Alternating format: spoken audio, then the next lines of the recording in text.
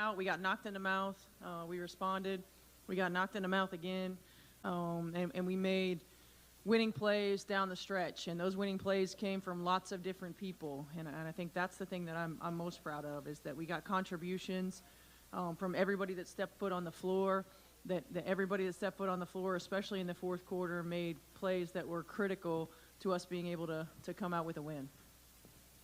Taking questions in the room. Anthony? Coach, the game in the second half got very physical. Players were falling on the ground and so forth, and it looked like the Fever punched back. What did you say to your team to get them going? Because there was a number of lapses with layups.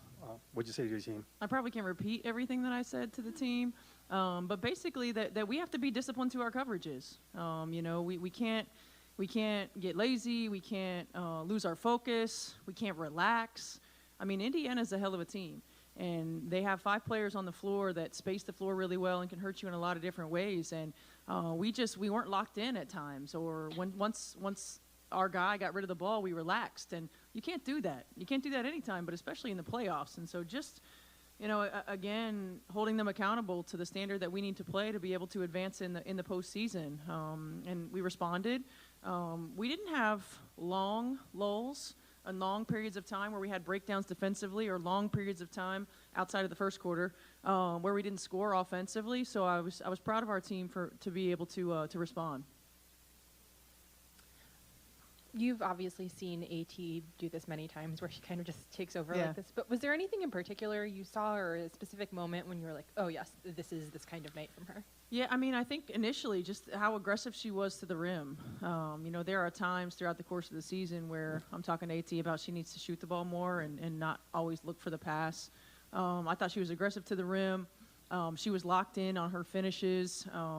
She wanted the ball in her hands. We always know what we're going to get from AT, certainly night in and night out. But when she takes a little bit more ownership of putting the ball in the basket, we're a better team. Steph, Where are we at? right here. Oh, hey, sorry. Sorry.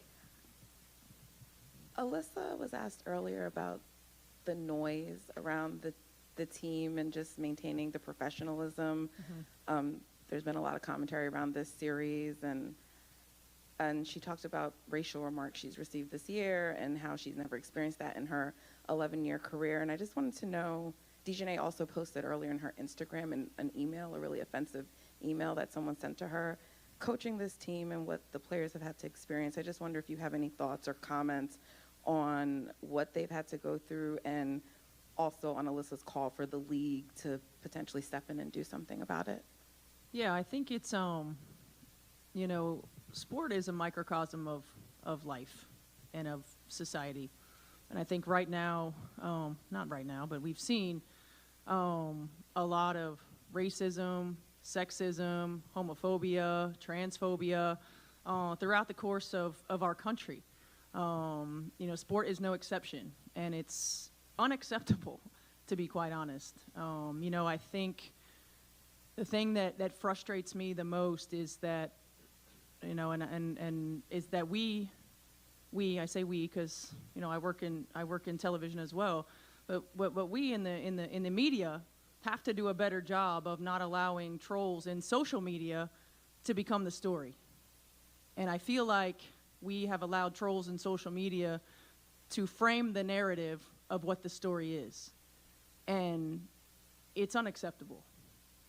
It's unacceptable. And we have to do a better job. I realize that, everybody's job is predicated on what's read, what's clicked on, what's whatever, what's watched. I understand that.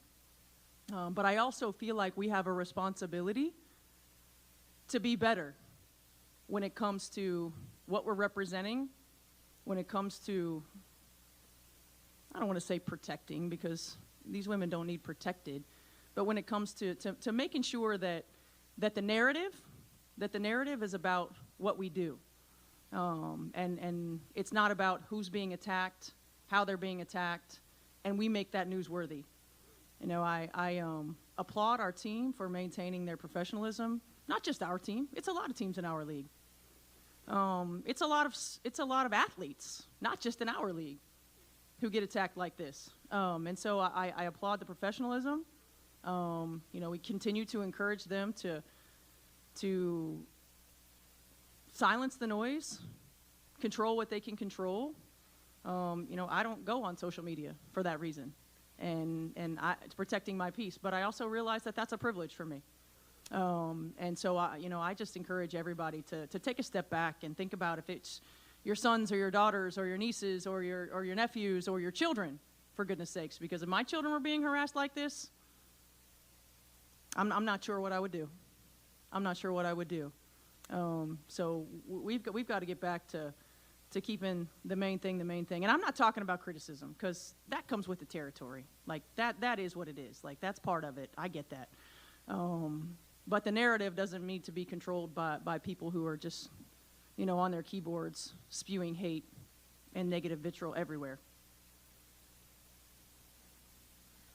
We saw that Bree took a pretty big hit to the shoulder early in the game. I was just wondering if she's okay. She did come back, but how is she just feeling? I haven't been able to check in with Breezy yet. I know that she was sore. I think she came back with some tape on. Liv was giving us great minutes, so I didn't really feel like we had to expose Breezy from that standpoint. Want to make sure that she's good, she's healthy, and she's ready to go. Hey, Coach. Last 2 minutes, they took the lead, I think with like about 1:58 left. What did you think was the separating factor for you guys down the stretch? I thought our veterans made winning plays. DB hit a huge three. She had struggled from the floor. She hit a big three. Marina hit a big three. I thought AT's decision-making and facilitating was outstanding, on point. We just did a good job, I felt like, of answering and making shots and getting stops. Steph, I'm so sorry, I just totally lost my train of thought. I'm so sorry, I don't know, I totally lost it. It happens to me all the time. I call it CRS. Steph, I know you don't know who you're playing next round, but you are in the next round. Yeah. How nice is it to have a couple days to relax, recover, recuperate, and get ready for that, whoever the opponent is on Sunday, for you guys? It's nice. I think for us especially, we've got a veteran team. We're a little banged up. It gives, Ty another couple of days to go through rehab, to rest, recover. Same thing for Breezy, to make sure that she's good to go. We played heavy minutes in DBAT. I'm not sure if she, outside of the last 3 minutes of game one, that she hasn't come out. Marina played heavy minutes. So I think for everybody, just to be able to rest, recover, and it's been a heightened series in a lot of ways, physically, mentally, emotionally. So to be able to just come down, relax, get some time away, get a day off is going to be big for us. Okay, we're back. Marina was so clutch down the stretch. Yeah. I know you talk about her ability to kind of get hot in key moments. What kind of goes into a player like that, being able to get hot at the right moment and come up in that stretch right there? There's just no fear, right? There's just like this fearlessness, this ability to be short-term memory, is gone. Like she's just, she doesn't think about the last play. It's always the next play. She always feels like, and I always feel like, every shot is going to go in. And you have to, have players like that. She's not afraid of the moment. She's not afraid to take the big shot, the tough shot, the next shot. And that's, something that we have desperately needed. And certainly she's continued to be a difference maker for us. But her facilitating, I thought, was really good too. I thought she did a good job of finding AT, of getting everybody else involved. We're going to do Scott, Azar, and then end on Zoom with Kevin. How much did your defensive versatility shine through in this series? And then also you talked about the end of the game, but also going into halftime with another monster run. How critical do you feel like that was on maybe the momentum of the game? I think it's huge. To be able to end quarters, starting quarters and ending quarters is really important. I think we ended the half really well, obviously ended the game really well. Having defensive versatility is important for us. We've got a lot of different players who can do many things, but we also have to be able to keep teams off balance. We can't be predictable. Teams in this league are too good. We can't show them the same look every time. We've got to be able to make changes, particularly in a series. You know, you play them once in a season and then play them again a few weeks later, and a few weeks later, okay, maybe you can get away with that. But you've got to be humble enough, flexible enough to give different looks to keep people off balance. So I thought our ability to do that was important. I don't feel like we always executed it at the level that we need to continue to advance. But I felt like our players were receptive. You know, we got after it, and we were able to continue to give different looks.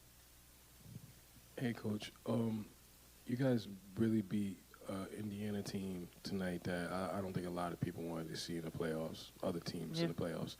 And you beat them down the wire. And then clearly, of course, now this next round, we know that it's going to be New York and Vegas, that all eyes are going to be on them. And whoever wins tonight, you're going to be playing them. Does it give you, how much of an advantage does it give you when it seems like all eyes are on everybody else and they're not on you, being that you consider the outcome of how you guys play and you've beaten the last 4 or 5 teams that's in the playoffs right now, you've beaten them. And how much of an advantage does it give you when everybody's eyes is on everybody else? I don't know. I mean, I think when you get to this point in the season, you know, everybody's bringing their best, and we know that no matter who we're playing and no matter who else is playing, teams play at an elite level in the playoffs. And so, yes, everybody's going to be watching New York and Vegas. It's certainly a series of a rematch of the finals. There's no doubt about it. But we got to control the things that we can control, and we're going to either play Minnesota or Phoenix.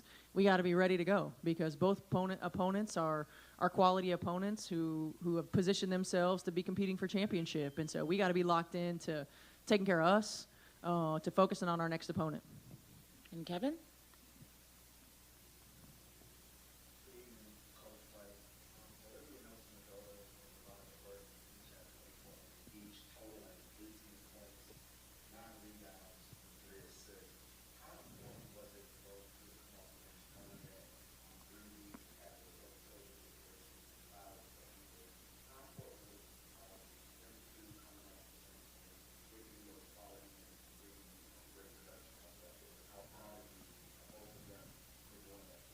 They were huge.